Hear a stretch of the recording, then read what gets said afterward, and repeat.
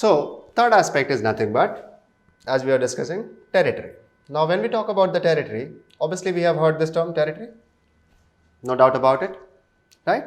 But what exactly territory is? Territory is nothing but it is having more geographical connotation, or geographical meaning of territory is nothing but the boundary or the stretch, maybe from north to south or from west to east. This is what the stretch we have as far as territory is concerned. However, again, apart from territory, we have to see the political context of or meaning of the term territory.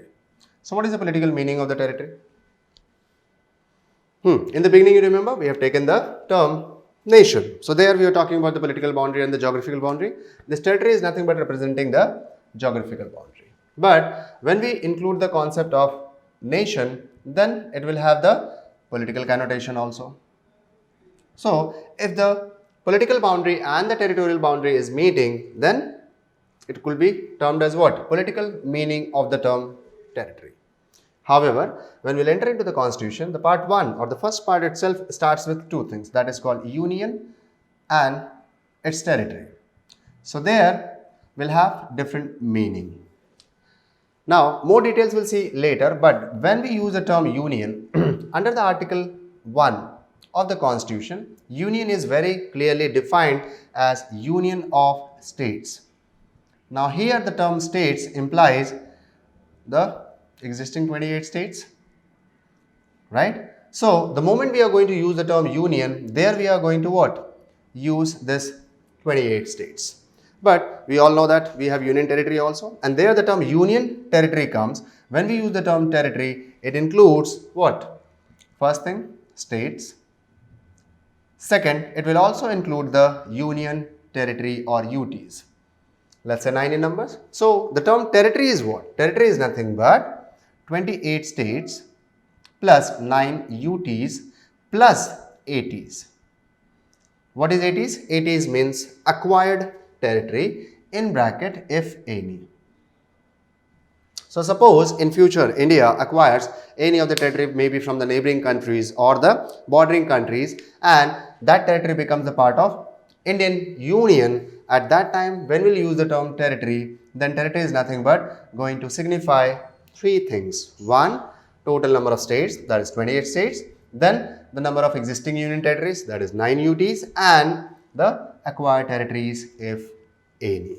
So when we come to the meaning, territory is nothing but the complete incorporation of the sub-constituents or the units within the Union of India. Only union, when we talk, then we are talking only about the states. Now there is a deep meaning behind union, states, territory, confederation, federation, right, quasi-federal and so on. That part we'll see when we'll reach to the constitution part. But basically the meaning of territory, I hope it's clear.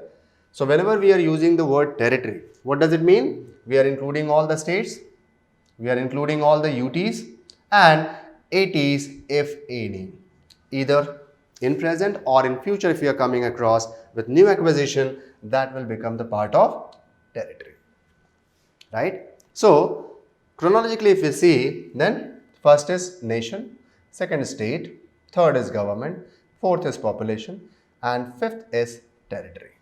So a state comprises of these elements, right? And nation comprises of this all the elements. So that's how the relation is, or the diagram which we have drawn. Let's say this is nothing but nation, another circle, state, another subcircle, government, and then many other concentric circles that will be defining the government, population, territory, and so on. I hope the idea of territory is now clear. Great. So continuing further, now we had seen population, now territory, and the state and the government part. One more part is very important which will come across, and that is nothing but sovereignty or sovereign. Now this term also very oftenly we come across, and the detail of this term will take up in the topic called preamble, which will start very shortly, but general understanding of the term being sovereign. So what exactly we mean by being sovereign? Now when we use the term sovereign, the theoretical definition of the term sovereignty is what? is nothing but unlimited and undisputed legal authority over what? Over territory, over population, over resources, and so on. By whom? By state or government. So, when we talk about sovereignty, sovereignty simply implies what? Sovereignty implies that if a state or government have, remember these two terms, unlimited and undisputed legal authority. Legal authority matlab backed by the laws. Maybe from the constitution, or maybe from the legislature, or maybe from the judiciary, or maybe from the executive, right? And if this is legally backed and the state is enjoying, or the government is enjoying unlimited, no limit, undisputed, without any dispute, legal authority over the territory, that is the stretch, population, that is the people, resources, natural, physical and artificial resources of the country by the state or through the government, then that is termed as what? Sovereignty. So here the question arises that are we sovereign, or India is a sovereign nation or not? So what is the answer? Obviously we are sovereign. Answer is yes. Why? Because if you remember the preamble, then you might have heard about the 5 golden words. Triple SDR, sovereign, socialist, secular, democratic republic. 1S represents the term sovereign. So when we say India is a sovereign, that means what? India as a state or the Indian government have unlimited and undisputed legal authority over its territory, over its people and over its resources. However, there is another term you might have heard about, independence. So, we say that India is an independent country. What is the answer? Are we independent? Yes. Certainly we are independent, no doubt about it. Then, what is the meaning of independent and how it is different from what? India being a sovereign country. Or simple words, what is the difference between being sovereign and being independent? Now, when we say we are sovereign or we are independent, are these two terms are same? Most of the people say yes. No, they are not same. Actually, they are similar, but there is what? A slight difference between the two terms. We cannot use sovereign and independence interchangeably, though some people do, but actually there is a certain difference. Now, let's try to understand what is the difference we have when we call India a sovereign nation and India an independent country or nation. So, to understand the difference between these two, let's try to get an idea. When we say sovereign, sovereign means what? Sovereignty is the concept which actually comes externally. If we say this is India, then internally it is having a very less meaning, but it is more applicable outside. So basically it's a externally appealing term. When we say sovereign, that means what? We have unlimited and undisputed authority in taking decisions vis-a-vis international community. Like, for example, suppose we have to take any decision and we are going to influence by some country in the world in our decision making, then we may not use this term that we are sovereign. When we say independence, here the meaning is internally within the country, not externally much. Let's say we as an Indian citizen go to some other country, obviously our independence will not be applicable there. There we are going to be subjected to the laws, rules and regulation of that particular country. So we are independent internally, right? And we are sovereign externally, because sovereignty have no meaning if it does not have any external recognition. Now when we talk about the sovereignty, then basically where the sovereignty comes in picture. Sovereignty comes in picture especially in India's foreign policy. Now as you know that India engages itself with the international community for a mutual win-win situation, and whenever we are going to pursue some sort of relationship with any country in the world XYZ, there the concept of sovereignty becomes very important. And when we talk about independence, then it is subjected to law and order and revenue.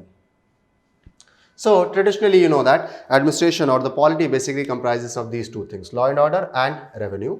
And when we talk about the law and order term, that is nothing but maintenance of order or public order, though they are different, we'll see them later, but public order and law and order, and to have the proper taxation policy. So whatever the taxation laws and policy and whatever the rules and regulation we want to have, we can have within the territory applicable to the people because we are independent.